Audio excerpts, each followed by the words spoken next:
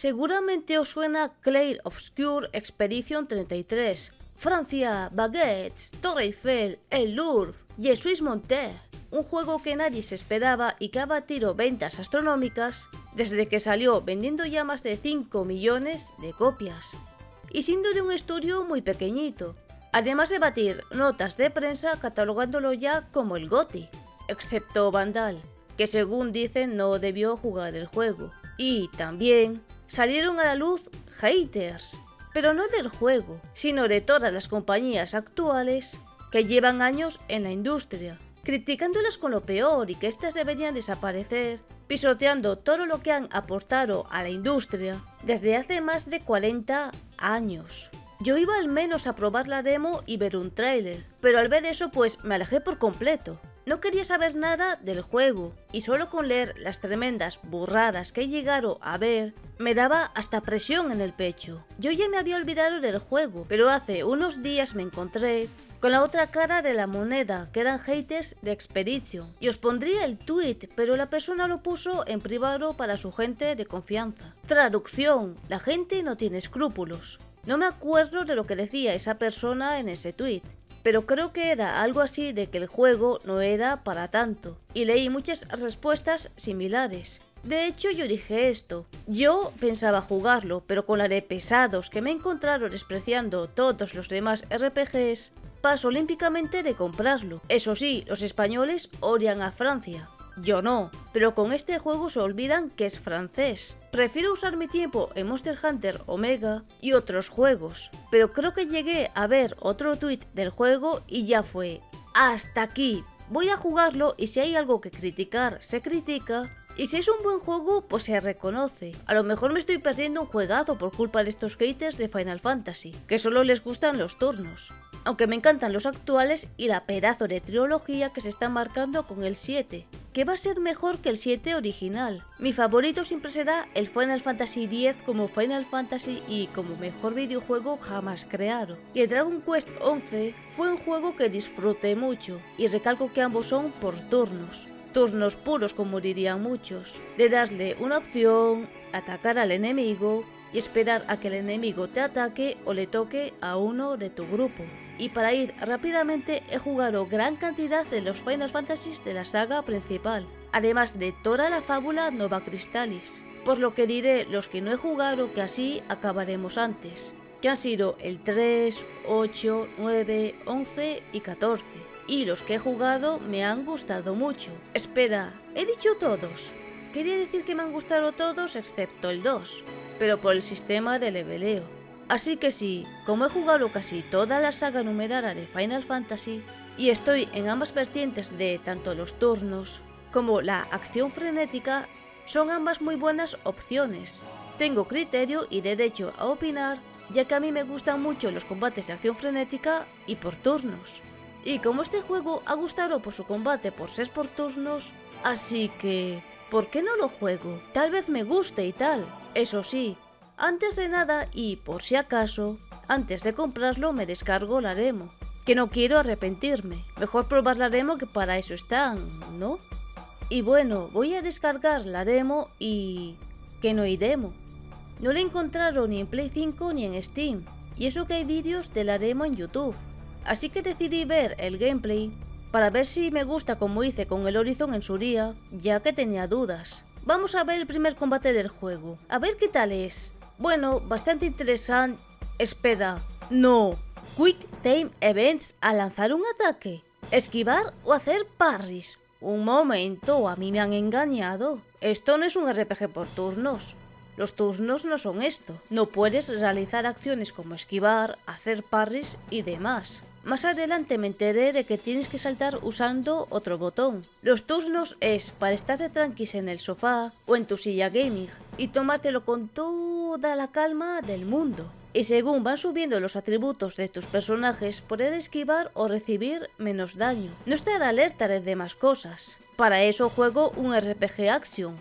No esto. Esto no es un RPG por turnos. Es un RPG Quick Time Events, como los de algún juego novelesco. Esto es un engaño. Esto no son turnos. Vale, tienes que esperar a que te toque a ti. Pero esto, ¿turnos? No. aquí estáis engañando a la gente. Y además, esto lo comentaré más adelante en el vídeo. No sé quién habrá puesto las etiquetas, pero esto de combate por turnos es falso. Y lo que pone aquí de combate enemigos únicos en este juego de rol por turnos con mecánicas en tiempo real, cámbialo a combate enemigos únicos en este juego de rol con Quick Time Events por turnos. Porque eso es lo que es. Tienes que andar pulsando la X como si fuera un Quick Time Events, dependiendo del ataque que hagas, esquivando, bloqueando o saltando. Y como no lo hagas bien, o quitarás menos o te harán más daño los enemigos, llegando incluso a derrotarte. Sinceramente la jugabilidad no me convenció, para nada, cero. Y ahí, en ese momento, pues decidí hacer lo siguiente: verme toda la historia y gameplay para poder opinar y... Vamos a empezar con lo bueno. Lo primero, la música. Esto no me lo vais a discutir. La música es muy buena. Es increíble el cómo se la han currado. El genio de esta maravilla musical es Laurent Testard, el cual es un compositor y profesor de guitarra francés que anhelaba trabajar en música de videojuegos, pero no tenía experiencia profesional escribiendo para ellos. En Reddit encontré esto: gracias, expedicionarios, por escuchar y por el vínculo único que la música de los videojuegos crea entre nosotros. Este proyecto ha sido una aventura increíble que abarca años de trabajo y dedicación. He tenido la oportunidad de colaborar con gente y amigos increíbles. Aún no sé cómo resonará la música en los jugadores, pero lo que sí sé es que amé cada segundo de su creación. Lo di todo, no me arrepiento de nada. Le puse el corazón y el alma y estoy increíblemente orgulloso de lo que hemos creado. Ha sido parte de mi vida durante tanto tiempo y es difícil expresar lo mucho que significa finalmente compartir esta música con vosotros. Gracias de todo corazón por escuchar, por abrazar el juego y su música, por hacerlo parte de vuestro propio viaje. Tengo muchas ganas de que lo experimentéis. Laurent. Pues lo ha conseguido, ya que muy posiblemente lo llamen para más juegos. Y de hecho, hay veces que algún tema me ha recordado a uno de Kingdom Hearts, que es el que habré puesto hace nada. Que bueno, este juego tiene tantos temas de piano, que es normal que alguno me recuerde o me suene un poco a otro tema ya existente o se le parezca. No es nada raro, ya que he escuchado infinidad de música y hosts de juegos. Y es normal que la música sea buena. Aunque muchos desconocéis cosas de Francia, he de deciros algo que os sorprenderá. La música francesa es muy melódica, como habéis podido escuchar con este videojuego. Y es que la música en Francia, al contrario que en otros sitios, tiene sus muy buenos programas sobre la música. Os pondré un ejemplo de dos de ellos que muy seguramente pronuncie mal, y pido perdón desde ya. Está el Les Victoires de la Musique y La Fête de la Musique. Y sin olvidarnos de los demás programas y musicales franceses que hay. No como en España, que los programas de música en realidad son reality shows y no música. Pero es que en sí, Francia y en concreto su capital, París, es considerada la música del arte en general. No olvidemos que ahí está la primera Gioconda, conocida más comúnmente como la Mona Lisa. Porque sí, existen dos. Una la de París en el Louvre y otra en el Museo del Prado en España. Y se supone que podrían ser tres, pero bueno, no vamos a seguir hablando de eso, que esto no es un vídeo sobre la Gioconda ni de cuadros. Bueno, sí, pero no. Sobre la música, decir que pobres franceses que jugaron al juego o los que supieran francés, ya que las canciones están repletas de spoilers, que no voy a hablar de ellas porque si no el vídeo se haría mucho más largo de lo que ya es de por sí, pero en las canciones hay spoilers muy grandes, que si no sabes francés, perfecto, porque así no te has comido ninguno. Pero eso sí, recomiendo escucharlas con subtítulos para entender la letra tras pasarte el juego. Y pasando a hablar de los gráficos y el estilo artístico, aquí no han mentido. Recuerda a esa estética de los Dark Souls, Bloodborne o Elden Ring, pero sí que he encontrado que el diseño de enemigos es bastante raro.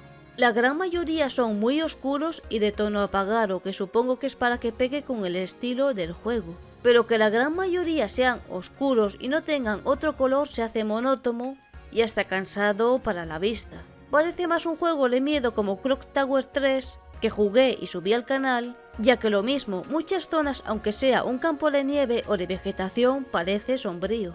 Los gráficos, siendo un estudio indie, pues son bastante buenos, la verdad, cosa que me descoloca, pero ya hablaremos de eso más adelante.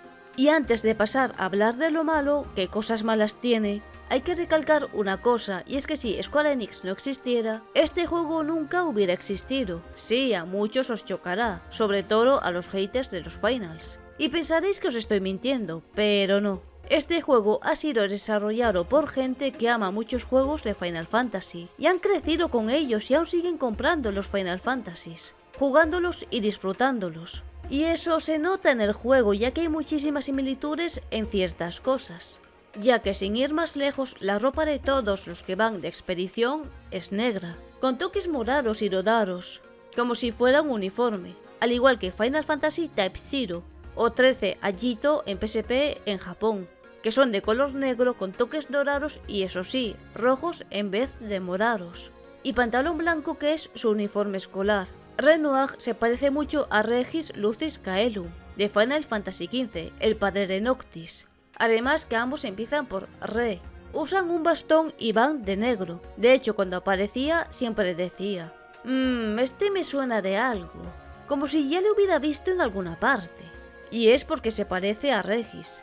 A pesar de ser 5 personajes o 6 según se mire, controlas a 3 en el campo de batalla como por ejemplo Final Fantasy X, Final Fantasy XII o Final Fantasy XIII, entre otros tantos. Esto no es sobre una coincidencia con Final Fantasy, pero he de poner esto ya que mucha gente lo desconoce. El combate por QAT, desgraciadamente, y digo desgraciadamente, porque era un juego que yo sí quería jugar, no lo creó Expedition 33, sino The Legend of Dragon de Play 1, juego que de hecho intenté jugar, en serio que lo intenté, pero en serio no puedo. En cada ataque tenga que ejecutar una secuencia de botones me destroza la experiencia. Si fuera un ataque especial como un turbo de los de Final Fantasy X, no hay problema, pero constantemente cansa mucho. Y otro tanto con lo de los parries. Lo de los bloqueos en un combate por turnos no lo creó Expedition 33, sino Final Fantasy XIII Lightning Returns, pero al menos en este, si lo fallas no te quitan media vida, y no te hacen un insta-kill como si ocurre en Expedition 33. Suele ser necesario en los jefes y enemigos tochos, pero no todo el rato que se hace pesado, si no hubiera abandonado el juego en el minuto 1. Y lo de atacar a un enemigo desprevenido para atacar primero lo hizo antes Final Fantasy XIII, y diría que en toda su trilogía, ya que en el 13 y en el Lightning Returns sí lo hay. No recuerdo si en el 13-2 había con Sera y Noel. Pues sí, editando el vídeo he redescubierto que también se puede hacer. Va tantos años que lo jugué que se me había olvidado que con Sera y Noel también se puede hacer. Entonces podemos decir que toda la trilogía del 13 usa este sistema de que si atacas primero, premio. Y he de recordar que dichos juegos fueron brutalmente criticados por estos sistemas, y por ser combates mucho más dinámicos. O sea, en Expedition 33, ¿alabáis lo que criticasteis de la trilogía del 13 en su día? ¿En qué quedamos? Esto no tiene coherencia ninguna. La doble barra de medir la tenéis bien pequeña, y el criterio propio nulo también. Cada día demostráis más que criticáis a Square Enix y la saga Final Fantasy por escuchar a los 4 tontos de turno que dicen mentiras que luego os creéis y divulgáis por ahí, porque, como no es mi juego, no me importa. Y siento este parón, pero es que no he podido evitar añadir esto. Pero es que me hierve la sangre recordar cómo criticaron el 13 en su día, cuando ahora dichas mecánicas la gente las está alabando. Ahora sí, continuemos. Mira que hay juegos con cosas buenas en las que te puedes inspirar, como el tablero de esferas del 10 o el cómo subir las armas del 7 Remake Rebirth con manuales, por ejemplo. Pero es que han copiado lo malo. En un mundo lleno de muchísimas ideas buenas vas y copias lo malo, porque el sistema del juego es nefasto, y no lo digo solo yo, ya que más adelante pondré reviews de gente que opina lo mismo y demás cosas penosas. Pero ya llegaremos a ello. Y ahora vamos con algunas coincidencias más que van a tener tanto spoilers de la trama, de Expedition 33, voy a llamarlo así ya que el nombre completo es muy largo, y de varios Final Fantasies, concretamente del 5, 6, 8, 10, 12, de Dragon Quest 8 y 11, de Kingdom Hearts y de Odin Sphere. Así que si no quieres verlo para no comerte spoilers de dichos juegos, saltas al minuto que aparece en pantalla. Yo ya he avisado. Así que ahora empecemos con los spoilers y en qué cosas se parecen. Hay una zona que directamente se llama el Esper. Y Esper es como se llaman las invocaciones en Final Fantasy VI y Final Fantasy XII.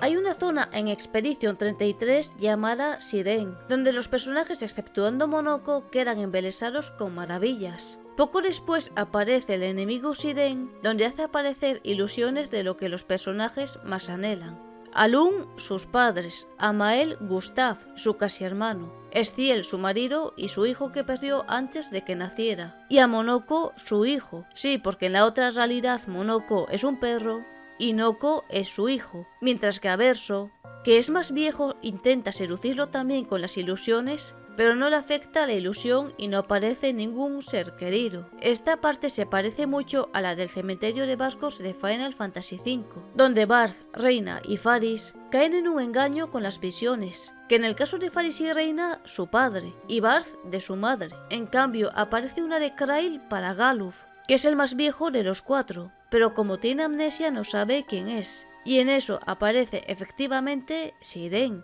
Una vez que Mael recuerda su pasado como pintora, pues puede hacer lo mismo que Renoir o su madre la Paintress, y crear vida en el lienzo devolviendo la vida a Lun y a Estiel. Y esto en sí es una habilidad de Relm de Final Fantasy VI, llamada boceto o dibujo, que le permite imitar los ataques de los enemigos, pintándolos en batalla ya que es una pictomante. De hecho, en Monster Hunter Wilds, con el evento de Omega, puedes conseguir dicha habilidad de ir pintando cosas que ataquen al enemigo. Por lo que el mundo del juego está sacado de la habilidad de Relm de Final Fantasy VI, pero a una escala gigantesca, de pintar mundos enteros llenos de vida en lienzos.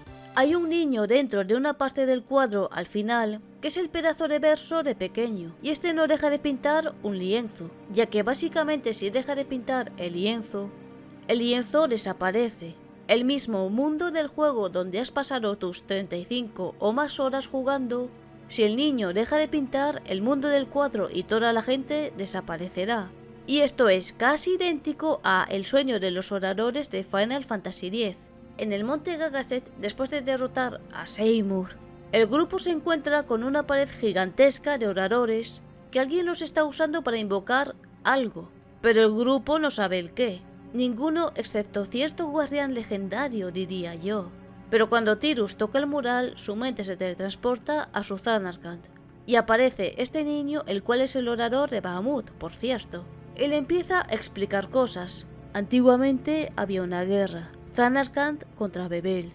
Bebel tenía la victoria asegurada con sus máquinas, y Zanarkand estaba al borde de la derrota y de la destrucción final. Entonces los pocos supervivientes que quedaban se convirtieron en oradores para salvar su ciudad, aunque fuera en un sueño. Por lo que Zanarkand, Tidus, Jet y la madre de Tidus y todos los de esa Zanarkand de hace 1000 años son sueños. Y prefiero poneros la escena ya que aunque la narre y os la explique no tendrá el mismo impacto que si la veis. And if the faith stopped dreaming,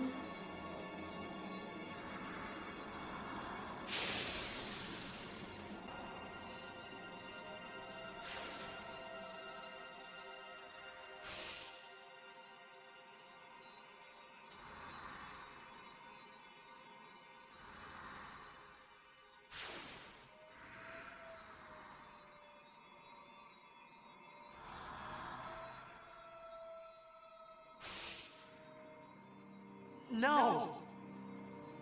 So what if I'm a dream? I like being here. we've been dreaming so long. We're tired. Would you and your father, would you let us rest? Both you and your father have been touched by sin. Sin, the one around whom all Spira, the spiral, revolves.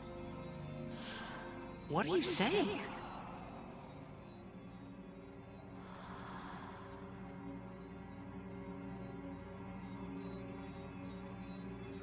You two are more than just dreams now. Wake up! Wake up, please! Just a little more, and maybe you are the dream that will end our dreaming at last. Podría hablaros del final, pero los que lo hemos jugado no queremos recordar ese momento. Me pongo sentimental. Otra cosa en la que se parece al Final Fantasy X es que la batalla anterior a la batalla final, Mae lucha contra su padre, como cierto paralelismo entre Tidus y Jedge. En Expedition 33 se puede ver que tanto la madre como el padre en forma de conservador no tienen cara, sino un hueco, y en Final Fantasy VIII, bueno, esta parte os la va a explicar Gerardo, y voy a poner un extracto de su vídeo de Halloween, ya que lo deja bien explicado. Aunque lo que da realmente miedo en toda esta escena son las caras borrosas o sin rostro que aparecen cuando Squall está alucinando. Sobre todo de Rinoa, pero especialmente una de Squall que podemos ver si pausamos muy rápido en un frame concreto, en el cual podemos ver a Squall sin rostro, completamente vacío por dentro, simbolizando la pérdida completa de su memoria. Aunque haya gente que vaya más allá y use esto para confirmar sus locas teorías de que Squall está realmente muerto. De hecho, en el final de Expedition 33, que muchos consideran el malo, al final de este se ve a Mael que su cara comienza a desaparecer, que aunque aquí no sea que va a perder la memoria, significa que en el mundo real, la que está fuera del cuadro, su otro yo está empezando a perder la cabeza, pero tras vivir dos vidas. ¿Cuál sería la mejor para ella? Una donde está viva pero tiene la cara quemada, no puede hablar, le falta un ojo y le duele hasta respirar, su hermano Verso no está y además que tanto su hermana y su madre la desprecian, ya que la Alicia que creó la madre dentro del cuadro, la creó con la cara quemada y sin ojo, además de tampoco poder hablar muy bien, y sin olvidar de que por medio existe una guerra entre pintores y escritores de la que no sabemos nada. Así que, ¿qué vida elegiríais vosotros? Dejadlo en los comentarios. Yo no he jugado al Final Fantasy VIII, pero he visto los vídeos de Gerardo. De hecho, dejaré el enlace de su canal en la descripción. Si os gusta Final Fantasy, os gustará su canal. Y ahora sí, continuemos. Cuando vas a luchar contra la Paintress, el supuesto enemigo final, el último combate es en el cielo en la espalda de Eski. Al igual que el verdadero combate final de Dragon Quest VIII, el periplo del Rey Maldito, que es a lomos de Empidea, la Lady Ave o Ramia, que es su nombre real. Y al igual que en Dragon Quest XI, la verdadera batalla final es a lomos de esta ballena con cuerno, de la cual no recuerdo el nombre. Cuando terminas el acto 2 y supuestamente has vencido y toda la gente ahora podrá vivir su vida, y debería ser el final del juego, resulta que no.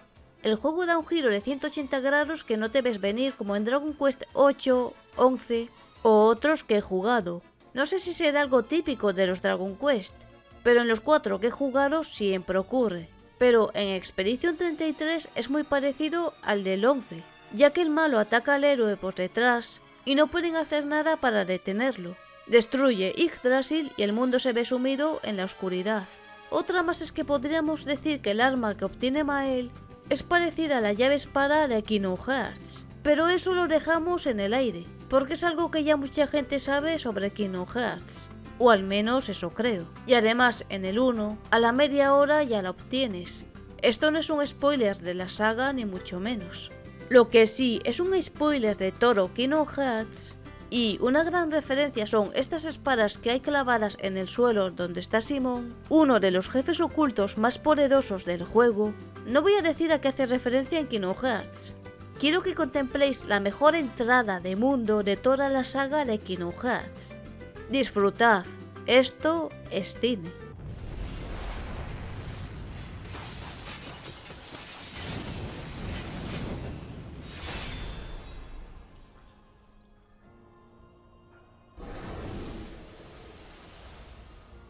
En Expedition 33 todo el juego transcurre dentro de un cuadro, un lienzo, y esto no te lo dicen hasta el acto 3. En cambio, en Orin Sphere, ya desde el principio ves que todo transcurre dentro de libros. No te mienten como el Expedition, aunque al final de Orin Sphere no está tan claro. Eso con Cornelius y Velvet que aparecen en el cuarto de Alicia para coger lo que parece ser una de las monedas de Valentia.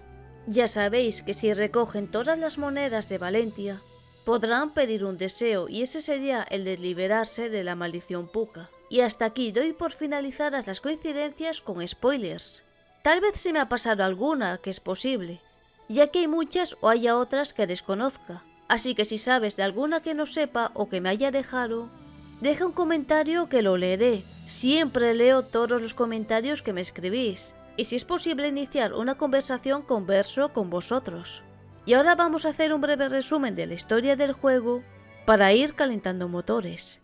La premisa del juego es que en un monolito a lo lejos hay un número pintado que a cada año que pasa va bajando como una cuenta atrás, que hace que las personas que, por ejemplo, al inicio del juego, las de 34 mueran al pasar del monolito de 34 a 33. Y al ocurrir eso, el día siguiente se forma una expedición de los de 33 años para impedir dicho destino les ocurra a ellos y a las demás generaciones. Por ejemplo, del número 100 hubo personas de 100 años que fueron para evitar dicho destino, luego del 99 y así sucesivamente hasta llegar a la 33. De ahí Expedition 33, el nombre del juego. Pero en esta parte de los 33 años, parte una chica llamada Mael que tiene 16 años, que podría vivir el resto de años que le quedan en Lumière, pero prefiere ir con ellos ya que está Gustave, que es como un hermano para ella. Y como él ya tiene 33, pues es de esos que quiere cambiar el destino en vez de esperar su inminente final. Al llegar a la orilla se encuentran con un hombre de pelo blanco, lo que es algo totalmente imposible, pero en vez de responder a la gente, hace una guillotín al que le pregunta y liquida a la gran mayoría de la expedición 33. No han durado ni 33 segundos la 33. Que vaya yendo ya a la 32. De ellos solo sobreviven 4 personas: Gustave, Lung, Mael y Estiel. Podría haber sido peor, podrían haber sobrevivido solo 3. Y según avanza el juego se ve que Mael tiene pesadillas o visiones en blanco y negro, en donde el tío de pelo blanco le dice que todos sufrirán por culpa de ella. Y hay varias escenas donde la pantalla se vuelve blanco y negro. De ahí el nombre del juego, Clair Obscur, que básicamente significa claro oscuro. Cuando ya puedes cruzar el mar, pues... Adiós, Gustave, fue un placer. Y aparece un nuevo integrante para reemplazarle, Verso, el cual en inglés tiene la voz de Ben Starr, el cual también interpretó a Clive Rosfield de Final Fantasy XVI. Solo le falta decir... Tenía que decirlo. Y según avanza la historia te enteras de que Verso es en realidad hijo del tío de pelo blanco, que la chica llamada Alicia sufrió un accidente donde la mansión se quemó y se quemó la cara, el ojo y las cuerdas vocales, y tras llegar a la Paintress, a Mael, Lung y Estiel, les hace sufrir el mismo dolor de ser quemadas. Tras seguir subiendo te vuelves a encontrar una vez más con el tío de pelo blanco, el cual se llama Renoir, y una vez lo derrotes aparecerá el Conservador, el cual protegió a Mael de él en la playa, y con su ayuda Mael consigue al fin derrotar a Renoir, para que no vuelva nunca más a molestarles. Y tras seguir subiendo te encuentras con la Paintress, otra vez, la cual es la madre de Verso y tras derrotarla y otra vez, gracias a que Mael hace lo mismo que con Renoir, se borra al fin el número del monolito y vuelves a lomos de Esqui a Lumière, ya que al fin ya has derrotado a la calamidad que impedía vivir. O eso te piensas, ya que... ¿Te lo has pasado bien? ¿Has jugado todo un juego y no has entendido nada? Verso lee la carta que Alice le dio cuando el grupo estaba de borrachera la noche antes de partir a la Paintress, ya que al día siguiente todos están de resaca y Mael les llama panda de borrachos.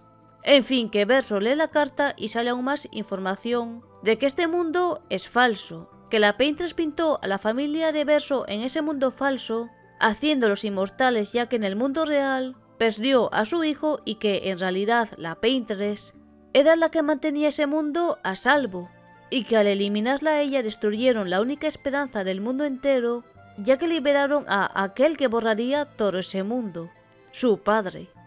De hecho, al finalizar la carta, del monolito sale una ola de energía, y todos los de Lumière se convierten en pétalos, incluidas Estiel, Lung y la misma Mael, la cual en vez de ser pétalos rojos son amarillos. Y después de eso te acabas dando cuenta de que en realidad ese mundo, sí, es falso. Mael en realidad es Alicia, quien tiene la cara quemada, le falta un ojo, no puede hablar, el mismo actor de respirar le causa dolor y, además, perdió a su hermano Verso en un incendio debido a que los escritores le engañaron, y que lo que ha pasado en todo el juego es que la Paintress se debilitó debido al combate contra Renoir, y por eso cada año iba muriendo la gente, ya que Renoir tenía el poder de ir borrando las obras antiguas que creó la Paintress. Sí, el juego es un auténtico lío, porque a lo largo de la historia no te explican nada, y te lo dicen todo de golpe. Y seguramente te habrá pasado lo mismo que a muchos, que no es hasta el final del juego que no entiendes del todo lo que has vivido y jugado. Y Claire, que es la hermana de Alice, poco puede hacer, ya que aunque su familia está de luto, el mundo sigue y se avecina una guerra de pintores contra escritores, que ella no quiere afrontar sola, pero si no hay más remedio, luchará sola en esa guerra.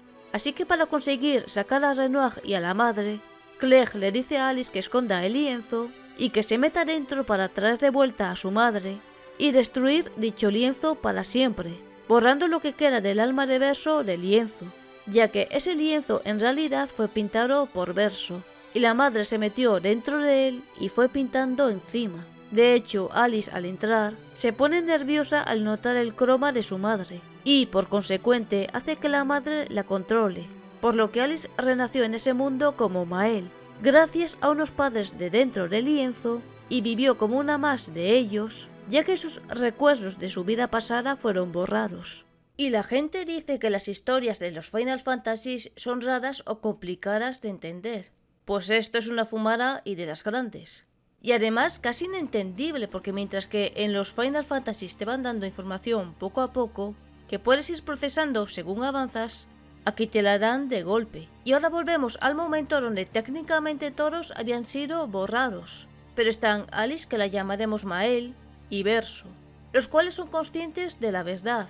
Maël sugiere que Renoir vuelva a pintar todo, ya que pudieron echar a la madre, y ahí es cuando descubres que el conservador es en realidad el verdadero Renoir, y está en contra de la idea de Maël, ya que aunque Alicia ha vivido en ese mundo como Maël, y para ella ya es su vida y su mundo, en realidad es una humana real, y si un humano pasa mucho tiempo dentro de un lienzo, se va volviendo loco, que es lo que le pasó a la madre, por lo que Renoir empieza a borrar todo, empezando por Verso, pero Maël lo impide y encuentra varios pétalos de flores que recoge y luego con esquí huyen de ahí. Ya en el campamento, lejos del peligro, intenta varias veces usar su poder, pero no es hasta que Verso la ayuda que consigue traer de vuelta a Lune y a Estiel, que no me puedo imaginar el shock de ellas al enterarse de que no son reales, cosa que Lune les reprocha a Verso porque lo sabía todo y nunca les contó nada. Normal que esté cabreada con él, yo también lo estaría.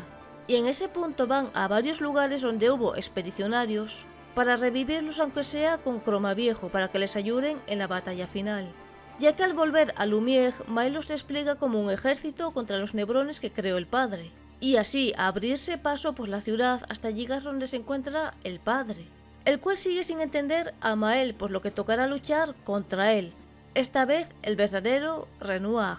Como no para de regenerarse por el nebrón de Sirene, aparece esta vez la madre de Maël, la Paintress, para echarles una mano destruyendo a Sirene, y cuando el padre está en las últimas, intentando hacer otra vez un ataque final, Maël lo detiene al fin, que junto con la música queda increíblemente épico. Una vez derrotado el padre, le hace ver que su madre día tras día se va volviendo loca en el mundo real y que no quiere que a Maël, su hija, le ocurra eso. Pero lo mismo ocurre con Maël, no puede perder a Lune, Estiel y al Verso del cuadro. Para ella ya es como su familia, y si borran el lienzo los perdería para siempre, por lo que le pide un poco más de tiempo. El padre acepta y finalmente desaparece. En ello, Verso entra al lugar donde se ve a la madre, pero ese sitio en realidad es el corazón del lienzo, donde ve a una versión pequeña del mismo, que es el pedazo del alma del Verso real. Maël le dice a Verso que ese sitio es peligroso para él, ya que en ese lugar solo pueden acceder los pintores y no las creaciones del lienzo, ya que serían borradas. Verso dice que Maël ha mentido a su padre, de que en realidad no va a salir del lienzo, y bueno, ¿cómo vamos a culparla de su decisión si su vida fuera del cuadro es una mierda? En cambio, el Verso pequeño está cansado de pintar, por lo que el Verso del lienzo intenta hacer que se detenga, pero Mael se lo impide, ya que si el verso pequeño, el pedazo del alma del verso que fue real, deja de pintar, el mundo del lienzo desaparecerá para siempre. Y aquí no diré a qué Final Fantasy se parece porque sería tremendo spoiler. Y aquí es cuando el juego te deja elegir el destino del lienzo. Si controlar a Mael para que pueda seguir viviendo en él, y que el lienzo y el recuerdo del verso real siga vivo, o por el contrario, controlar a Verso para borrar el lienzo y mandar a Mael al mundo real. Y ahora, llegaros a este punto, vamos a explicar cada final, porque cada uno tiene su cosa después de analizarlos. Si eliges jugar como Verso, Mael caerá con pétalos amarillos al suelo, mientras es abrazada por Verso volviendo al mundo real, sin poder despedirse de los demás, los cuales irán pasando al espacio prohibido para despedirse de Verso. Los primeros Eski y Monoko, que sí se despiden de él, mientras que Ciel, aunque va hacia él y extiende la mano, no está tampoco convencida con lo que él ha hecho, y Lun está enfadada a más no poder. Verso le coge la mano al retazo del alma real, dejando de pintar, y se van caminando hasta que se convierten en pétalos, desapareciendo ellos y todo el mundo de Craig Obscure Expedition 33. Mientras que en el exterior, el mundo real, toda la familia de Mael se reúne para despedirse de Verso, que ojo al detalle del 33 de diciembre. Mael mira una vez hacia adelante con un peluche de Eski, donde se ve una ilusión de sus amigos despidiéndose de ella. En sí esto es algo simbólico. Y ahora pasemos al final de Mael. Si eliges a Mael, lo que ocurrirá es que, al igual que ella, Verso caerá al suelo suplicándole a Mael que deje de pintar o que al menos le borre a él, ya que ella es la única que puede hacerlo, ya que Renoir ya no está, y aunque Verso también desaparece en pétalos, no morirá, ya que luego se ve una escena de Lumière con mucha gente yendo a la ópera, a Mael con un niño, Estiel con Pierre, el hombre al que perdió, a Lun y por último a Gustave y a Sophie, que los ha traído otra vez a la vida. Pero no todo es tan bueno, ya que tras una escena en blanco y negro se ve a Verso yendo a tocar el piano, cansado, viendo a sus amigos en el público, pero en cambio el rostro de Mael se está desgarrando, lo que significa que la Alicia del mundo real está perdiendo la cabeza. Y ambos finales son, por lo poco decir, que pésimos. No hay ninguno bueno ni ninguno que sea el mal menor como en la saga de Witcher, ya que si se elige el final que la gente considera el final bueno, Mael sigue viviendo en el mundo real como Alicia, pero ¿a qué precio?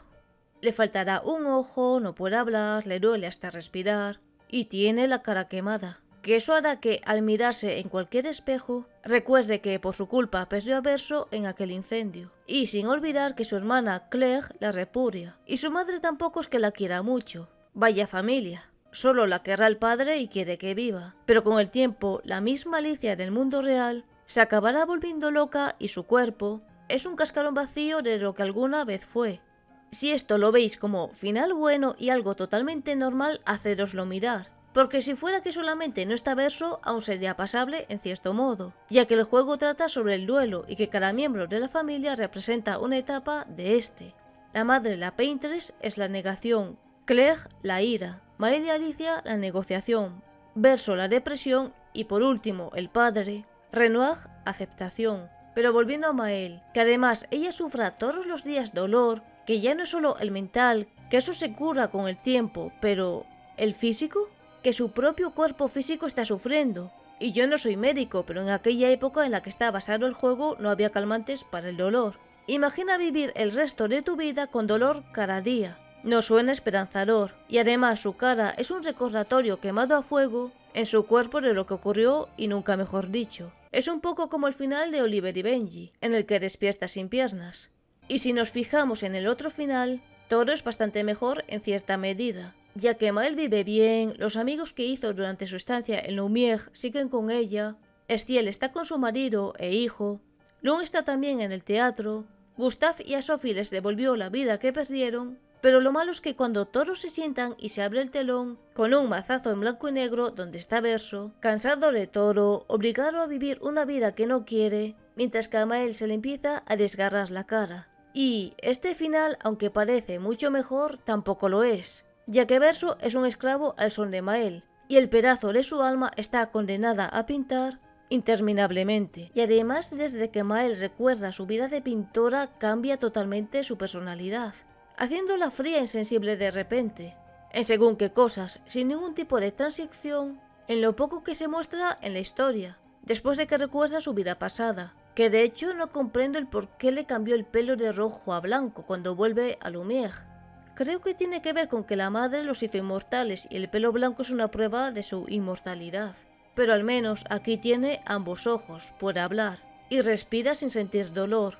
Además que no tiene la quemadura en su cara y sigue viviendo una vida que debido a la madre, la siente como verdadera y auténtica al haber nacido en el lienzo. Estiel está con su marido y con su hijo, que es algo que siempre lamentó, y el niño que está con Maël en la ópera, la gente sospecha que es hijo de Lung y Verso, pero es un poco raro según la relación que tenían Lung y él. A lo mejor es de Sophie y Gustave, no lo sé.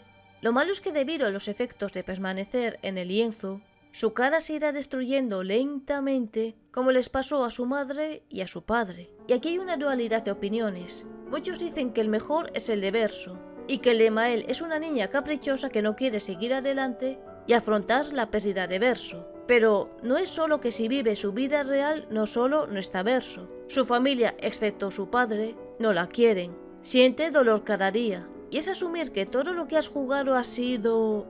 ¿Para qué? ¿Para asumir que todo ha sido una mentira? Al ser un lienzo, las personas dentro de él, al no existir, no importan para nada, a pesar de que tienen sus propios sentimientos y metas y están vivas dentro de ese mundo que, aunque sea un mundo creado, está vivo. Que la opinión de esta gente al no existir, y lo pongo entre comillas, no te importa porque no existen en lo que sería la vida real del juego. Porque eso me parece muy egoísta. Lung y Estiel me parecen personas que tienen todo el derecho de vivir como el resto de lo que es la falsa Lumière, que aunque sea falsa, para esa gente es real, es la vida que conocen. Los padres de Alicia hicieron algo muy cruel, jugaron a ser dioses creando un mundo ficticio usando el lienzo donde estaba el alma de Verso, que en cualquier momento pueden decidir borrar todo si quieren sin pensar en la existencia que han creado dentro del cuadro. Aunque sea ficticio ese mundo, las personas de dicho mundo están vivas, tienen alma. Y aquí está el porqué este juego es de los peores RPGs que han llegado a existir. El mundo en el que juegas, de plano, no es real dentro del mismo juego. Para continuar, los personajes no tienen arcos argumentales dentro de la historia principal, lo que me parece un grave error. Dentro de los Dragon Quest y Final Fantasies, todos los personajes del grupo tienen su arco protagónico. Aquí no ocurre eso. Aquí es algo totalmente secundario, que si no lo haces, pues no sabes por qué, por ejemplo, Estiel oría el agua. ¿Qué le pasó? ¿Se cayó a Río Sena? ¿Es otaku? Pues no, eso no lo sabrás a no ser que hables con ella en el campamento en varias ocasiones. Porque sí, una de las cosas que tienes que hacer es hablar con todos los personajes cuando acampes, por si se ha desbloqueado una nueva conversación con ellos. Y eso mucha gente se lo saltará, por lo que si te saltas todo eso, desarrollar empatía por ellos solo por la historia principal es literalmente imposible, ya que la historia principal solo va de Gustave, Maël y Verso. Ellas aportan a la trama, pero al ser personajes no tan principales, tienen muchas menos líneas de diálogo. Y aquí lo volveré a repetir que falla como RPG, ya que RPG no es el estilo de combate. RPG significa lo siguiente: un videojuego de rol o juego de rol por computadora, ordenador, también llamado por simplificación juego de rol JDR, o referido con la sigla inglesa RPG, Role Playing Game, o CRPG, Computer Role Playing Game, es un género de videojuegos donde el jugador controla las acciones de un personaje o de diversos miembros de un grupo, inmerso en algún detallado mundo. La gran mayoría de estos videojuegos tienen sus orígenes en juegos de rol de sobremesa, incluyendo Dungeons and Dragons, y usan mucho de la misma terminología, escenarios y mecánicas de juego. Otra mayor similitud con los juegos de lápiz y papel incluyen una desarrollada historia y elementos narrativos, el crecimiento del personaje del jugador, complejidad, así como también rejugabilidad e inmersión. El medio electrónico elimina la necesidad de un director de juego e incrementa la velocidad de resolución de combate. Los JDR han evolucionado desde videojuegos de texto a visualmente ricas experiencias 3D. Y esto lo expliqué más detalladamente en mi vídeo de ¿cuál es la verdadera esencia de una saga de videojuegos? Dura 30 minutos, pero vale la pena verlo completo para entender y diferenciar cosas, porque he visto que mucha gente mezcla RPG con combate por turnos. Y no es eso. Y además, Expedition 33 tampoco es turnos puros, sino que es un combate de Quick Time Events. Y como dice la definición de RPG, aquí falta el desarrollo de Estiel y Lung dentro de la propia historia, cosa que no existe dentro de la misma, sino como opcional, lo cual ya no es un RPG, ya que no han desarrollado sus historias dentro de la historia como si ocurre en Final Fantasy o Dragon Quest. Aparte también hay más cosas opcionales que deberían ser de historia, como por ejemplo, cuando Mel le da el descanso eterno a Alicia, sin dejar a Verso despedirse de ella siquiera. Que si haces todo lo secundario entiendes el por qué Estiel intenta darle apoyo emocional a Verso, tanto en esa escena como al final del juego, cuando Renoir les hace ver cómo está la madre. Pero si no te quedas como, ok, pues vale, es normal que el de Vandal le diera un 7,8, al no hacerlo opcional, ya que si no se hace pues no se entienden muchas cosas de las que ocurren, y ni les coges empatía a los personajes porque a Estiel y a Lung apenas se desarrollan en la principal, que, como vuelvo a repetir, es un craso error. Lo secundario siempre se ha usado para profundizar más en el mundo del juego y en los personajes, pero, al menos en la historia principal, siempre se ha explicado y dado contexto a todos los protagonistas del grupo, desarrollándose y saber su pasado e historia. Además, si mencionas que la gran cantidad de ideas que han cogido de Final Fantasy, que no puedo nombrar aquí porque sería spoiler, y ya dije antes, no voy a repetirme más. Pero es que si tengo que añadir que el mismísimo núcleo del mundo, la idea del mismo, sí que viene de un Final Fantasy, el cual no diré. Y me duele y no sabéis cuánto, porque en dicho Final Fantasy está muy bien ejecutada y llevada a cabo, pero aquí es una copia mal hecha y muy mal ejecutada. Y sí, hoy en día tenéis toda la razón, con la salida de este juego es verdad. Square Enix y todas las demás compañías de la industria deben aprender una cosa, y es a no desarrollar nunca jamás una historia tan desastrosa como esta. Y el de Vandal fue muy bueno con la nota, porque para mí este juego tiene una nota de 6 y ya siendo muy amable, porque para mí es de un 4,9 por plagiar conceptos y ejecutarlos mal. Si al menos se ejecutaran bien, pues oye, perfecto. Los mejorar un poco, pero están mal llevados. Si la historia se acabara al final del acto 2, perfecto, pero salen con otra cosa que no debería existir. Mucha gente dice que el acto 3 sobra, y tienen toda la razón del mundo. Puedes hacer como en Dragon Quest, de que en cierto momento el juego dé un giro de 180 grados, pero que tenga relación con el mundo, no te saques otra historia de la nada, que destruye el mismo mundo del juego. Más defectos es, por ejemplo, en cualquier videojuego la historia se va desarrollando a lo largo de la aventura, donde la historia va desvelando las tramas y las respuestas y abre nuevas preguntas para satisfacer al jugador y para seguir generando intriga, con nuevos misterios y seguir jugando. En Expedition no te cuentan nada y solo hacen que tengas más y más preguntas sin responder ninguna, hasta que en el acto 3 te lo dicen todo de golpe, y es muy fácil no sentar ninguna idea ya que durante todo el juego no te han dicho nada y no has podido ir enlazando puntos poco a poco. Otra, el combate. No es un combate por turnos, sino un Quick Time Events de turnos, que además elimina algo básico de los juegos de fantasía y RPG, en los que hay elementos como fuego vence a hielo y viceversa, como en Final Fantasy. Aquí la estrategia da igual, ya que si te haces todos los bloqueos perfectos y los contraataques ya da igual, y puedes romper el juego muy fácilmente dominando mecánicas que, repito, no son de un combate por turnos de toda la vida. Esto es un Sekiro o cualquier otro juego de From Software, pero sin poder moverte en combate, lo cual es absurdo teniendo esas mecánicas que son de cualquier videojuego del género acción o hack and slash.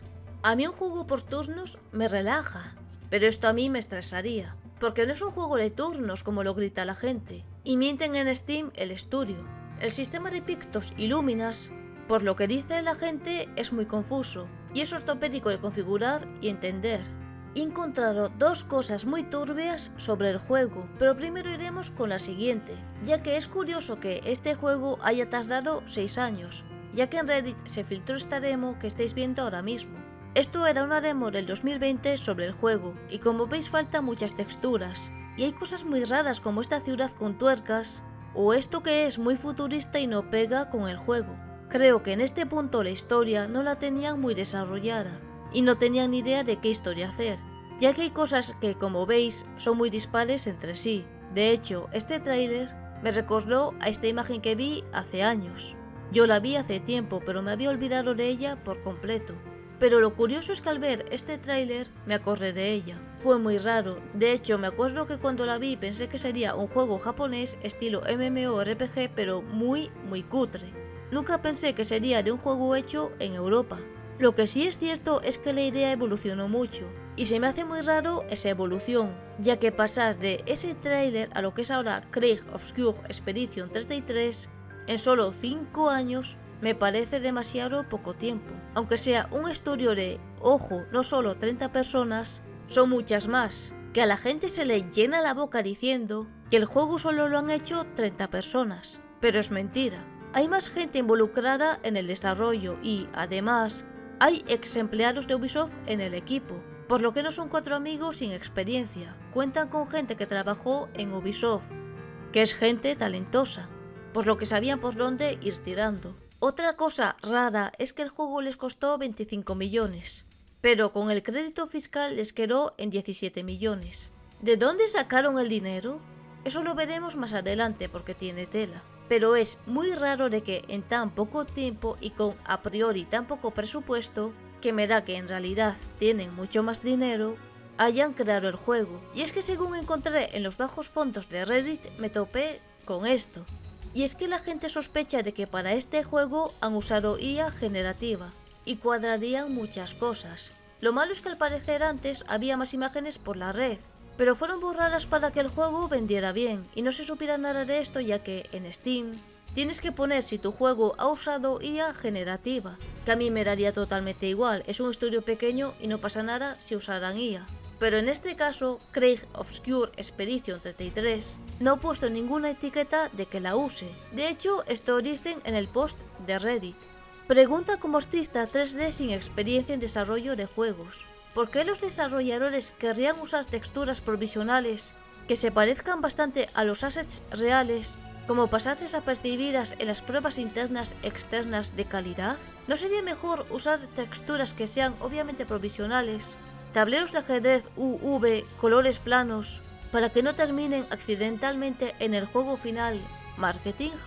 Porque asumiendo que algo va a pasar, preferirías que los críticos lo pasen por alto, porque parece intencional. Y hay un montón de fotos que se han hecho virales en redes sociales, de texturas que faltan y mensajes gigantes de debug, como prueba de que un juego es una basura, con o sin razón. Mientras tanto, esto se mantuvo oculto por casi un mes, después de que la mayor parte de los elogios y las ventas ya se habían hecho. Como Krieg of Skjul realmente tenga cosas hechas por IA generativa, podrían perder mucho crédito y credibilidad al no estar marcado en Steam y haber engañado a la gente. A ver, que a mí me da igual que un juego tenga cosas hechas por IA generativa mientras esté hecho bien, y más viniendo de un estudio pequeño. Pero aún hay gente a la que esto le molesta mucho. Y a mí, si los videojuegos salen antes gracias a la IA, me parece perfecto, ya que hoy en día los tiempos de desarrollo son cada vez más largos. Y esto tiene pinta de ir aumentando con el pasar de los años, al igual que el tamaño de las gráficas que van en aumento. Y de hecho, esto está confirmado de que usaron IA. Días después seguí investigando y encontré esto. He de decir que esto está traducido de una página en inglés.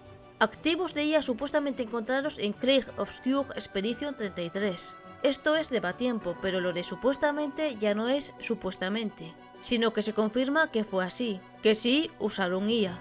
Es bastante vergonzoso tener activos de IA en un juego. Parece que Krieg of Skjul Expedition 33 fue sorprendido con las manos en la masa por jugadores que descubrió algunas texturas extrañas en el juego. Los jugadores de PC están enojados con las perspectivas de lo que se considera uno de los mejores títulos en 2025 haya decidido usar placeholders, según Sandfall Interactive, GNI Slope. Ahora ya no puedes ver esto, ya que se han actualizado con texturas adecuadas que tienen sentido en el juego. Parece que finalmente estamos desenmascarando la verdad detrás de Krieg of Skjul como un juego, y la verdad es sombría. Los activos de IA empañan su reputación. Ya sea que los uses como marcadores de posición o no, es importante respetar la ética en un mundo donde la injusticia parece prevalecer. Si no se respeta la ética, el medio de juego se vuelve descuidado. Este es un hecho real que hemos visto repetido con microtransacciones, basura de juegos gacha y otros desechos que fueron utilizados por personas con mentalidad corporativa sin una pizca de humanidad. Esto no quiere decir que Sandfall Interactive no se haya esforzado en la creación del juego, pero hacer cosas como esta arroja dudas sobre sus habilidades. Después de revelar, dado que este juego está financiado por millonarios, luego hablaremos de eso. La gente ha perdido la pasión por el juego, que alguna vez se consideró un desvalido que competía en un mercado injusto. Los activos de IA que se incluyeron en la mezcla son realmente una receta para una mayor controversia, algo que debes evitar si quieres mantener un buen perfil en línea. Sin embargo, el juego ya vendió más de 2 millones de copias. Y si los elogios de la gente no están hechos de histeria colectiva o de falta de buenas opciones, entonces son bien merecidos. Y las buenas críticas han sido porque la gente ya no respeta a las grandes compañías. Y están enfrascados en su guerrilla de que Final Fantasy su esencia es por turnos y bla bla bla. Eso es mentira. Si no os veis el vídeo de cuál es la esencia de una saga de videojuegos, que sois muy cansinos, y además se les llena la boca diciendo que el Expedition lo han hecho solo 30 personas, cuando eso es mentira, ya que se está suponiendo que en realidad han sido 100 personas como poco. Podemos esperar que la gente de Sandfall Interactive pueda aclarar lo que sucedió detrás de escena. Ser honesto al respecto y arreglarlo es un buen paso para obtener buenas relaciones públicas, que realmente puedan mejorar su imagen. Si no presentan lo sucedido, esto puede resultar problemático en el futuro. Y dado que este artículo es del 11 de mayo y a la fecha a la que estamos actualmente, y que no han dicho nada sobre el tema, es porque básicamente quieren seguir mintiendo y no decir la verdad de que han usado IA para engañar a la gente, y así librarse de poner la etiqueta de IA en Steam. Así que podemos confirmar de que realmente este estudio ha engañado a la gente. Ahora pasemos a lo siguiente, que es también muy turbio sobre este juego, que os va a dejar con la boca abierta y enfadar a partes iguales, ya que es sobre el tema monetario. Craig Obscure Expedition 33 es un juego financiado por millonarios. Craig Obscure Expedition 33 es un título bastante interesante, sin embargo muchos lo atribuyeron erróneamente como un juego que proviene de un humilde estudio, incluido yo mismo. Sandfall Interactive lo es realmente financiado por una familia de franceses quien posee muchas corporaciones importantes, es decir, hay toneladas de dinero invertidas en Sandfall Interactive, lo que rompe el espíritu de los juegos independientes. Los juegos independientes están destinados a ser juegos creados con pocos recursos por personas como nosotros. Sin embargo, esto no elimina ningún mérito que Craig Obscure haya logrado. Realmente es un buen juego, sin embargo, cuando el mar está lleno de malos negocios, hacer un poquito más de esfuerzo ayuda muchísimo. Nosotros en Infinity Start cubriremos esto. Craig Obscure es más bien un AAA. Sandfall Interactive se fundó en 2020. El director general de la empresa, Guillaume Brochet, es hijo de una poderosa familia francesa propietaria de 4 empresas. Estas empresas generan millones que luego regresan para ganar más efectivo a largo plazo. MBO más Investments, SCI Magar, Real Estate, SC Brochet y Mmirte Invest son las empresas propiedad de la familia Brochet. Esto los coloca en una liga completamente diferente que apenas se compara con un estudio AA como Larian, rompiendo la ilusión de que se trata de una producción desvalida. Para añadir más a esto, Guillaume comenzó su carrera en un puesto muy importante en Ubisoft durante los años 90, en un puesto que ninguna persona normal puede ocupar. Si bien el juego es bastante bueno en sí mismo, esto desmoraliza a los desarrolladores independientes que pensaron que podrían lograr resultados como este sobre la marcha. Y ahora os voy a poner algunas imágenes de lo que creo que es el capital de Guillaume Brochet. Y yo no sé francés, pero esto de aquí sin duda son 2 empresas, la de Sandfall y una tal Mmirte Invest, la que hemos visto anteriormente, y aquí en la cartografía se ve un pequeño esquema de Guillaume, que si lo maximizamos da como resultado muchas más cosas de las que dicen. Y si aún todo esto no es suficiente, este post y esta respuesta de Reddit lo deja todo aún más claro. ¿Cómo se financió Sandfall Interactive, Clair Obscur Expedition 33? El estudio se fundó en 2020 en Francia y su primer proyecto es el próximo título para Unreal Engine 5, Clair Obscur Expedition 33. En 2023 encontraron a la publicadora Kepler Interactive. Según su página web y publicaciones en el blog, deduzco que empezaron con un equipo de 6 miembros en 2020. Luego crecieron a 15 en 2022, a 22 en 2023, a 25 en 2024 y ahora tienen 34. Si tuviera que adivinar el salario bruto mensual promedio para vivir en Francia, es de unos 4.500 euros. Entonces hasta ahora habría necesitado alrededor de 5,5 millones de euros, solo para los sueldos de los empleados, más los costos de licencias, capacitación, alquiler de oficinas, hardware, etc. Si vemos el tiempo antes de encontrar a la publicadora 2020-2022, supongo que ya tenían costos de alrededor de 1,5 millones de euros hasta entonces. En una de sus publicaciones de blog dicen que obtuvieron financiación inicial de Epic Games, solo $50.000, el Centro Nacional Francés de Cinematografía y fondos regionales del Estado. No me imagino que esas fuentes de financiación fueran suficientes para mantenerlos hasta que encontraron a la publicadora en 2023. ¿Qué otra financiación obtuvieron? ¿Cómo funciona esto en la industria del videojuego? Me parece increíble que los fundadores hayan construido una empresa de desarrollo de juegos capaz de hacer juegos AAA prácticamente de la nada. Yo mismo me hice esa pregunta y encontré algunas cosas interesantes. Guillaume Brochet, el CEO de Sandfall Interactive, los creadores de Clair Obscur, es hijo de Richard Brochet, un tipo que maneja 4 empresas diferentes, cada una con ganancias enormes, millones, MBO más Investments, SCI Magar Real Estate, SC Brochet, la empresa matriz, y Myrte Invest. Toda la familia Richard, Guillaume, Alexandre y Adrien Brochet son socios de Myrte Invest, obviamente un fondo fiduciario o el equivalente francés. También quiero destacar que Guillaume Brochet empezó su carrera como asistente de director creativo en Ubisoft durante sus prácticas, un trabajo muy prestigioso para alguien sin experiencia. Ningún fulano podría conseguir ese tipo de prácticas sin tener contactos importantes.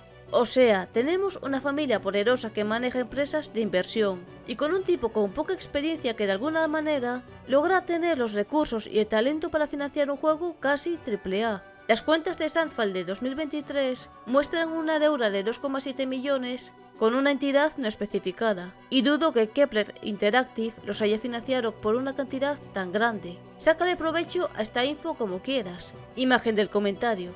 Postdata, no tengo pistas sobre esto, pero apuesto que la oficina de su estudio es propiedad de SCI Magar, la inmobiliaria del Papa Brochet, así la plata queda en familia. Y como vemos en la imagen que pasó el usuario que respondió en Reddit, en sí la familia Brochet tiene muchos más negocios, por lo que en sí este juego no es de un estudio indie, sino que tiene la financiación de un AAA, ya que aunque dicen por ahí que les ha costado como 25 millones, que se redujeron a 17 millones con el préstamo fiscal, en sí como son muchas empresas las cuales están involucradas en realidad, podría haber costado muchísimo más de lo que realmente andan diciendo. Y esto sí que es una falta de respeto para las compañías que sí son indies de verdad, como por ejemplo los que están haciendo Paralives o los que hicieron Palworld. Esos sí son compañías indies, no Sandfall, ya que aún siendo indie conseguir 25 millones de la nada es totalmente imposible. Y más si es un estudio indie como toda la gente dice sin saber,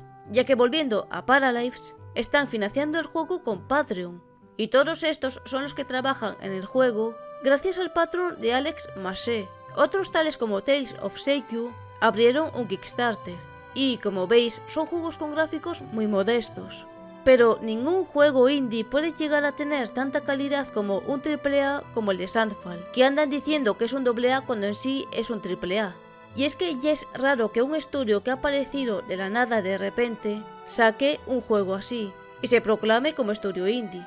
No tiene coherencia. Los fondos debieron de salir de algún lado, ya que, por ejemplo, los jefes de Ubisoft no empezaron siendo una compañía de videojuegos, sino que eran dueños de una compañía de leche o propietarios de una granja, pero decidieron dar el salto a los videojuegos hace muchísimos años y les ha ido bien, ya tenían pasta para empezar en ese mundo hace años, y se les podría considerar indie.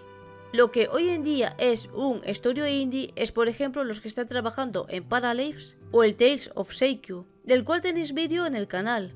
Esos sí son estudios indie, no Sandfall.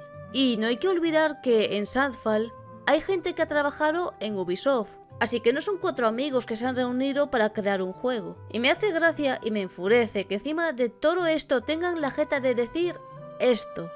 Solo Rockstar puede hacerlo. Los creadores de Expedition 33 no quieren hacer juegos AAA porque va en contra de lo que los hizo grandes.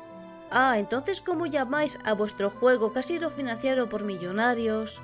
Habéis mentido a la gente, habéis usado IA, además de que habéis plagiado muy descaradamente ideas y hasta conceptos de historias de Final Fantasy a cascoporro, además de varios conceptos de dichos mundos, y de que el juego en sí es un plagio completo de un Final Fantasy de ensueño, sin ningún tipo de vergüenza, y además que vuestro juego no es un AA, sino un AAA, del que habéis ocultado gran parte del presupuesto a la gente, porque ya me dirás 25 millones no es de indie, y se sospecha que, en realidad, hay muchísimos millones por detrás de los cuales habéis ocultado porque provienen de empresas privadas, y aunque os jactáis de que sois 30 personas, en realidad mínimo habrán sido más de 100. Que de que sois 30, eso tampoco es verdad. Contáis con un presupuesto millonario. Si fuera de 200.000 euros por un Kickstarter, crowdfunding, o tuvierais un Patreon, como todo estudio indie, sí, eso es indie.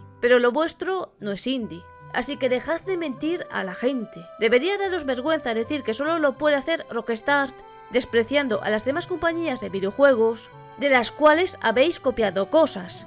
Así que no. Duro que alguien de alguna compañía grande como Square Enix o Capcom vea este vídeo.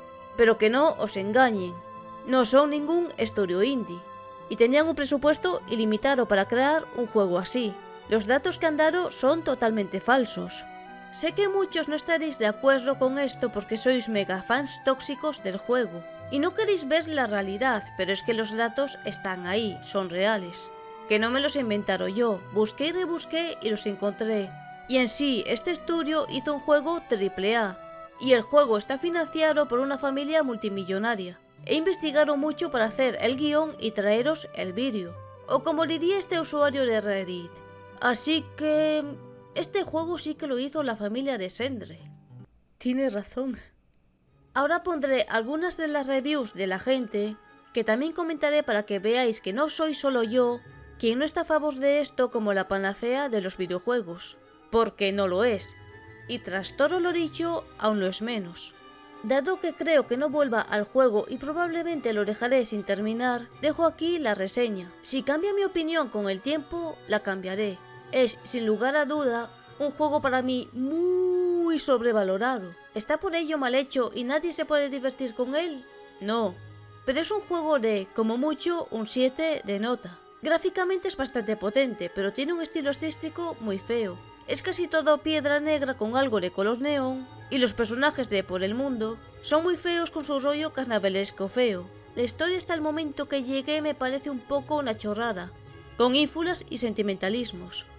El combate es la mayor, palabrota, de combate que vi en un RPG en años. Literalmente es un juego de parries. Todo el combate se basa en que aguantes apretando un botón en el momento justo. Tu estrategia de combate es casi nula. Es casi igual siempre, y lo único que diferencia cada combate es cuánto tiempo de parries vas a estar con él. En serio, es una palabrota.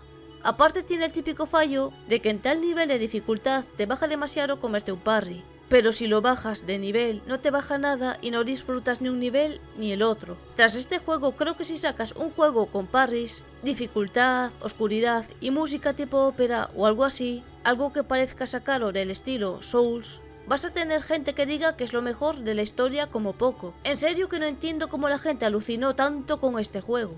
Y me fastidia, porque ese alucine colectivo me hizo comprarlo. Y es lo que yo he dicho, que el estilo artístico es plano al poner casi todo de colores oscuros. Y poner una paleta poco llamativa. Al menos cualquier Final Fantasy o Dragon Quest tienen paletas de colores muy variadas.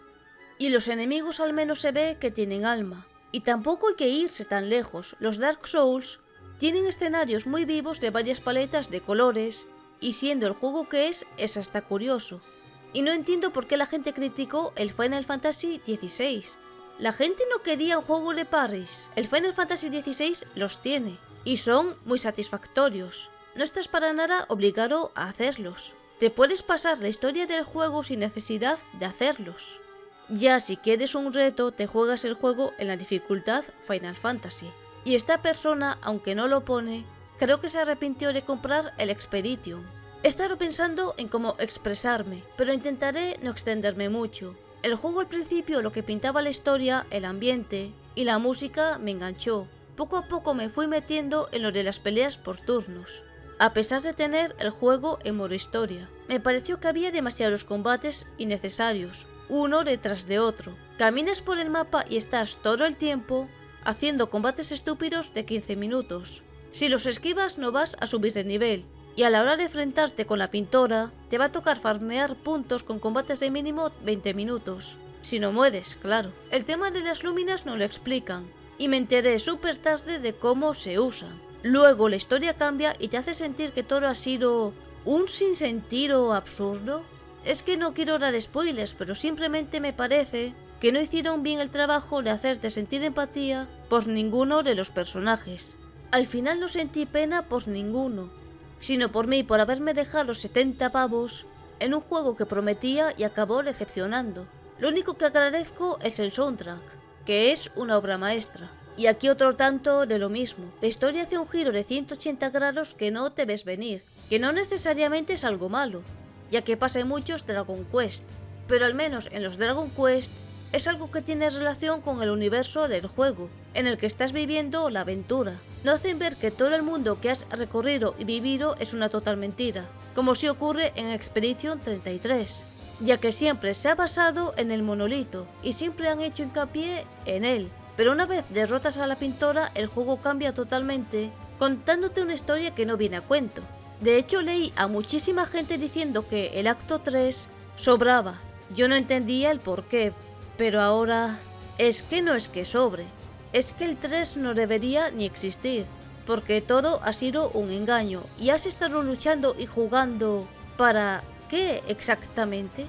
Para saber que por todo lo que has luchado no es real, cuando la protagonista ha vivido 16 años en ese mundo, por lo que para ella en sí ya es su mundo, porque no es como sus padres que fueron conscientes desde siempre de que ese mundo no era real y mantenían sus formas del otro mundo con todos los recuerdos, sino que ella, a pesar de tener 16 años, en el mundo real, al meterse dentro del cuadro, el croma de su madre la descubrió y pintó sobre ella, y así, literalmente, nació en ese mundo por otros padres claros en el lienzo. Una buena banda sonora nos salva una historia tan desastrosa, ya que en el comienzo de Orin Sphere se ve que sí, que lo que vas a jugar es un mundo que está en los libros.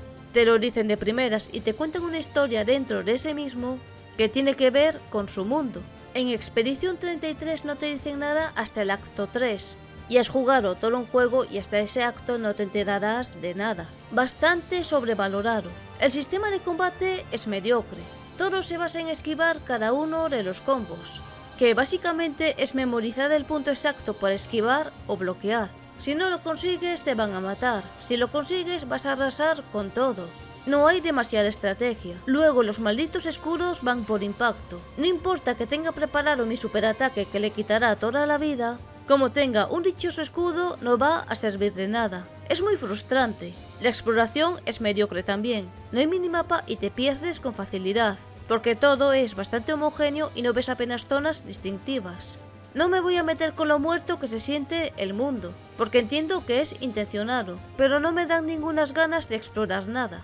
Los objetos, como se recargan, no tienes que ir a comprarlos regularmente. Uno de los puntos claves de los RPGs es abastecerte en las ciudades antes de ir a las mazmorras. Aquí se pierde totalmente eso, y cada vez que ves una tienda pues simplemente arrasas con ella y ya. Los objetos además son muy simples, y no pueden entrar apenas en la estrategia. Entiendo que es un estudio pequeño y le han puesto mucho amor al juego, pero hacer unas buenas mecánicas no está relacionado con el presupuesto de un juego. Otra vez que el combate es de lo peor del juego y con ganas. Y además es verdad, no hay ningún minimapa en la pantalla que te indique la zona y con el estilo artístico que tiene el juego la verdad que necesitaría. A ver, el juego está bien, no es malo en absoluto, pero tampoco es la locura ni la obra maestra que la gente está diciendo. De verdad que no sé de dónde lo sacan. Cualquiera que haya jugado un Persona o un JRPG de los buenos no se pierde nada con este título. Lo mejor, música. Es buenísima, si bien a veces no pega ni con cola lo que está sonando con la situación. Concepto artístico, que no siempre ejecución. Lo peor, historia, que empieza relativamente bien, si bien es heredada de otras IPs, pero va cuesta abajo y sin frenos. En vez de ir desvelando misterios progresivamente, nadie sabe nada hasta el final. El título es Exposición Inicial, Gameplay, Exposición Final. Para eso podrían haber hecho una serie y un juego por separado. Combate. No es malo, pero intenta aunar conceptos que no terminan de encajar juntos. El estilo por turnos y habilidades de cualquier JRPG más parries, remarco estilo de Sekiro más Quick Time Events, de los God of War originales igual, a combate muy extraño al que no terminas de acostumbrarte. Al final, la parte de combate JRPG es muy circunstancial y dependes completamente de esquivar o hacer contraataques. Es una pena porque hace que todos los elementos RPG pierdan mucho de su significado. En resumen, está bien, pero es muy forgettable. Supongo que uno de los principales factores que han hecho que este juego se haya convertido en una locura es que la gente odia a Ubisoft. Y los directores de este juego son ex empleados, que es relativamente accesible si juegas en modo paseo, y que no intimida tanto como los JRPG japoneses, al tener un estilo más de película y europeizado. Y para la gente que dice que este juego tiene mucha alma, háganse un favor y jueguen algunos de los mejores juegos indie de los últimos 10 años. Hollow Knight, Celeste, Undertale, Cuphead, Faith, Braid... De nada. Yo nunca entenderé eso, el por qué los españoles odian tanto a Francia, a los franceses y a Ubisoft. Para mí todos los AC siempre han sido buenos excepto este último, por poner a Yasuke como un samurái cuando nunca fue un samurái realmente. Y totalmente cierto en la review de esta persona. El combate es un total despropósito, aunque a mí los JRPG japoneses no me intimidan, como dice esta persona. A mí me gustan mucho. De los juegos indies que ha nombrado me he visto Undertale, pero nada más. Yo te aconsejo que te juegues el Final Fantasy X en vez de todos los que ha mencionado este usuario, porque el Final Fantasy X es simplemente mágico, y las horas invertidas en él valdrán más la pena que todos los que ha mencionado esta persona, porque el Hollow Knight, por lo que he leído, tienes que verte vídeos de YouTube para enterarte de la historia. Ya me dirás tú qué gracia tiene eso. Spoilers. Mis preguntas son: ¿qué sentido tiene todo el juego si, al final, solo son pequeñas piezas en un ajedrez ajeno a ellos? ¿De qué me sirve la muerte de cierto personaje si, al segundo, me dan un sustituto que además es mejor? ¿Me estás premiando por la muerte de un personaje? ¿De qué sirve el lema de por los que vienen después, si todos fracasarían hasta que le tocase a Mael, ya que es una de las piezas de dicho ajedrez? Exp33 tiene un primer acto espectacular, pero ¿de qué me sirve todo el world building si al final este mundo y sus personajes no tienen ni vida? La muerte de Gustav es la cosa más insípida del juego, es solo un placeholder de Verso, y esto se ve reflejado en que, a excepción de algunas habilidades, Verso tiene todo. Pero mejor, que Mael pueda revivir al final cuando trae de vuelta a Lune y a Estiel, pero no a su hermano Gustav, ¿no? ¿Por? Ah, sí, porque ya tengo a Verso, XD. La historia está súper sobrevalorada, y si entro al tema de la jugabilidad, pero me da pereza. Es un buen juego, pero ni de blas lo que pintan. Y esta review tiene toda la razón. ¿De qué sirve todo lo que has jugado si al final estás jugando en un mundo que ni existe en sí mismo, dentro del propio videojuego que, eligiendo lo que supongo que es el final canon, te cargas ese mismo mundo? Lo de Gustav es porque ya era croma viejo, y para que fuera 100% él, Mael necesitaba controlar el croma del lienzo, por eso no vuelve a no ser que elijas el final de Mael. Este juego es una de las mayores vendidas de humo del 2025 y posiblemente de los últimos años. Si te limitas a mirar trailers, gameplays aislados o jugar solo el principio, que es lo que sospecho que hicieron muchos críticos y youtubers que lo ponen por las nubes, efectivamente parece el mejor juego jamás creado, con sus buenos gráficos, su bonita música, espectaculares combates y una historia que parece muy interesante. Pero todo es una gigantesca fachada. Este juego es un dragón de papel. De lejos parece hermoso y magnífico, pero cuanto más te acercas, más ves las costuras y, al final, ves que solo es un bonito envoltorio cubriendo un montón de... palabrota. El gameplay es absolutamente insufrible. Los controles son ortopédicos y el combate carece de la profundidad táctica que uno esperaría en un RPG por turnos. Y la historia ni siquiera es tan buena como tanta gente dice. Solo es lagrimógena, con muchas escenas pretenciosas y llenas de melodrama para manipular emocionalmente al jugador. Los personajes carecen de carisma, y en el caso de Esky incluso son irritantes. El world building es perezoso y contradictorio, e incluso varios errores garrafales de escritura. Más en los spoilers. Para empezar, la falta de un minimapa en un juego como este en pleno 2025 es totalmente inexcusable. Hasta los primeros Megami Tensei tenían minimapa, y estamos hablando de juegos de más de 30 años. Lo más parecido que hay es una brújula cuya utilidad es prácticamente nula.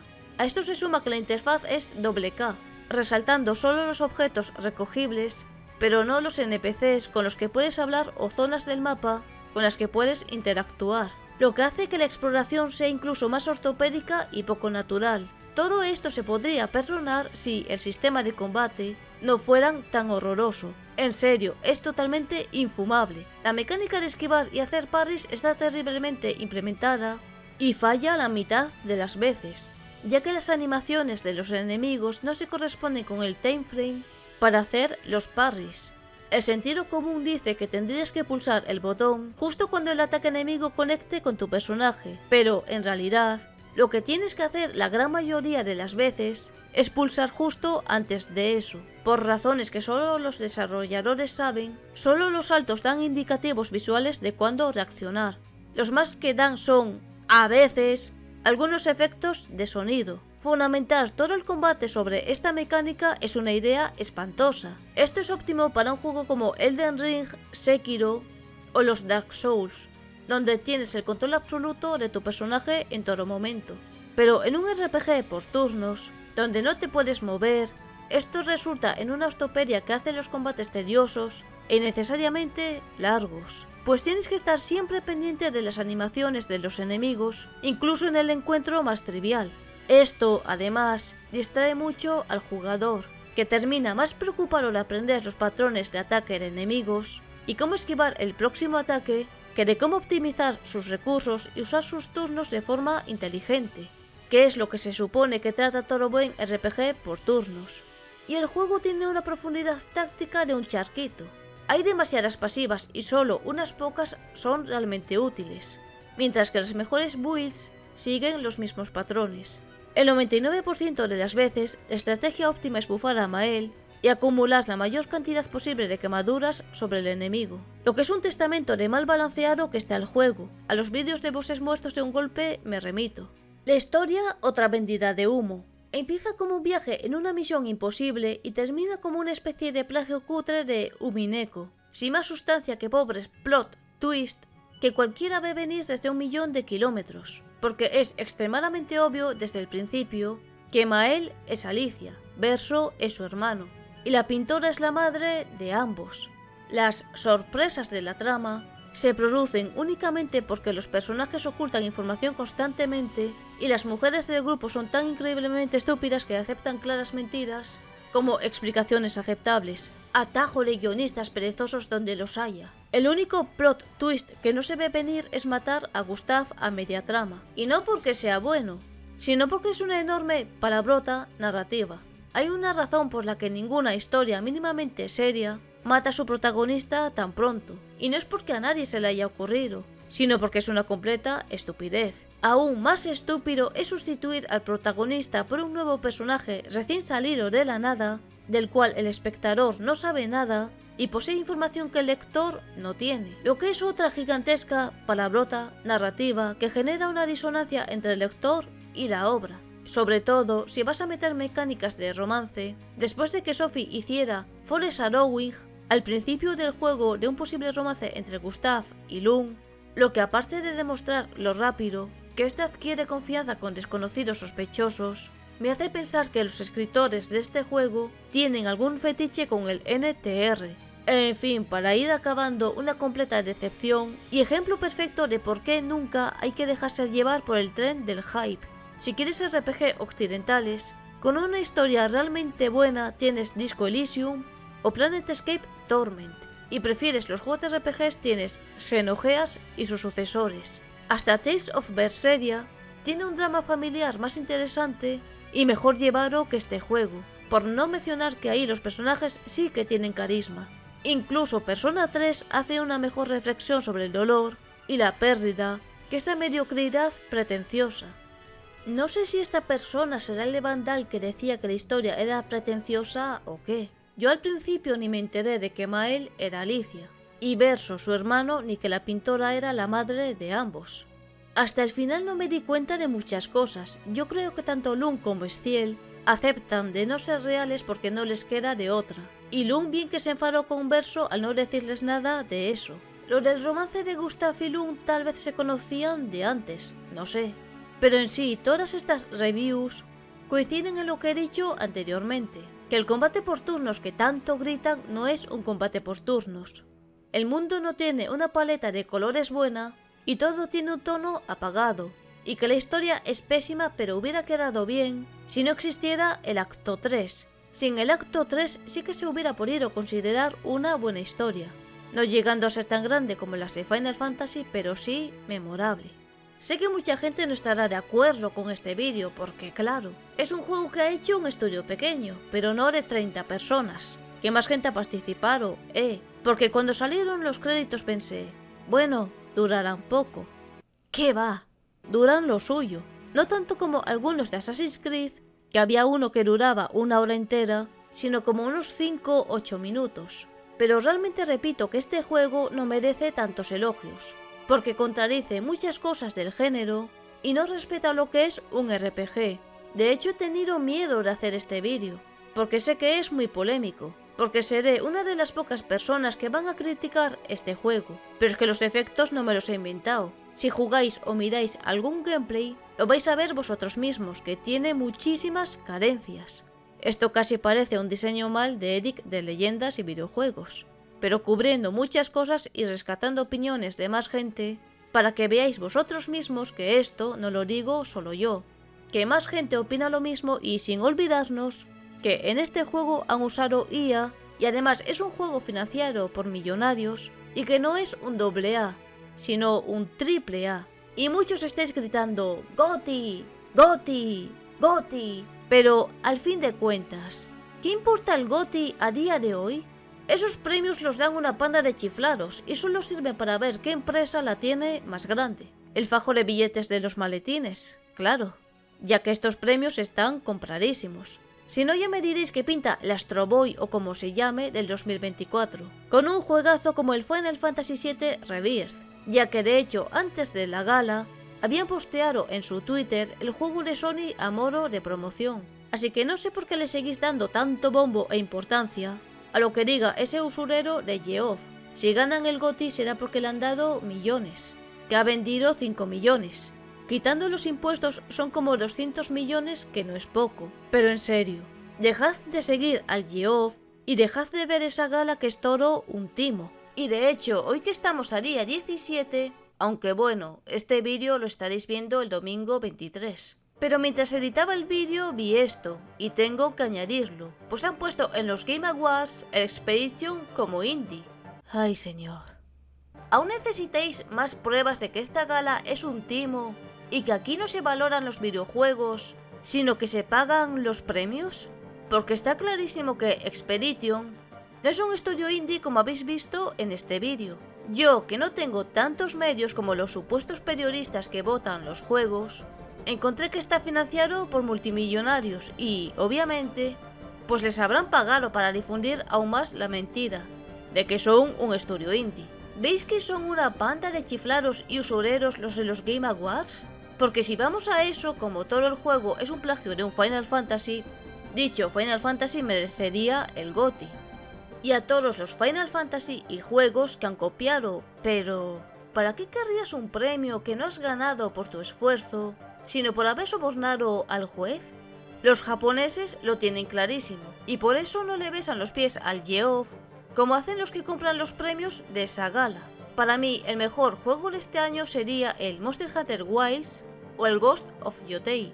Este último no he podido jugarlo, pero de lo que hay este año, es de lo mejor de los juegos que hay junto al Monster Hunter, porque quitando la mala optimización en PC, la jugabilidad es buenísima. Así que si eres de esa minoría que opina que se ha sobrevalorado en exceso este juego, ¿no sabías que realmente este juego contaba con un presupuesto casi ilimitado de un AAA? ¿O te he descubierto cosas que no conocías de él, como por ejemplo de las otras sagas a las que se parece, o que han usado IA? Suscríbete, dale un fuerte like y activa la campanita y nos vemos en el próximo vídeo.